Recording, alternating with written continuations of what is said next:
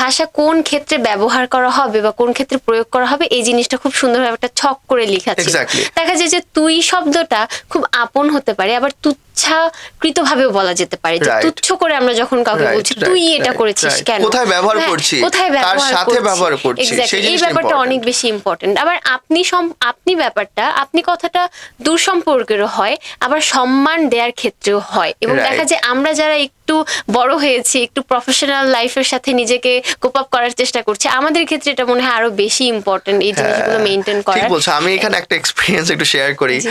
ধরো অনেকে, একটা তো জিনিস হলো যে সোশ্যাল নর্মস জানেই না যে আপনি করে বলা উচিত, হ্যাঁ। আবার জি। ধরো অনেকে ইচ্ছে করে ছোটদেরকে, ধরো প্রফেশনাল ফিল্ডে তুমি সবাইকে ধরো এমনি একটা নর্মস থাকে যে সে আসলে তার বয়স যাই হোক না কেন তুমি সাধারণত আপনি করে বলাই ভালো, বিকজ সে আসলে আমার সাথে প্রফেশনালি পরিচিত, এবং সম্পর্ক ধীরে ধীরে তৈরি হলে তো আমরা হয়তো আপনি বাইরে গিয়ে তুমিতে যেতে হ্যাঁ, পারি। জি। কিন্তু কিছু মানুষ ডে ওয়ান থেকেই ধরো তুমি বা তুই করে বলবে, কারণ সে একটা পাওয়ার হোল্ড করতে চায় তার মানে পরের ধরো ইমিডিয়েট জুনিয়রদের প্রতি, যাতে করে এমনও হয় যে ধরো বয়সে হয়তো জুনিয়র কিন্তু পজিশন অনুযায়ী সে হয়তো সিনিয়র Senior। পজিশন হোল্ড করে, কিন্তু ইচ্ছে জি। করে তুমি বলে, যাতে করে সে ফিল করে যে তুমি আমার চেয়ে একটু নিচ, মানে বয়সে ছোট আছো বা কোথাও না কোথাও নিচু আছো। জি।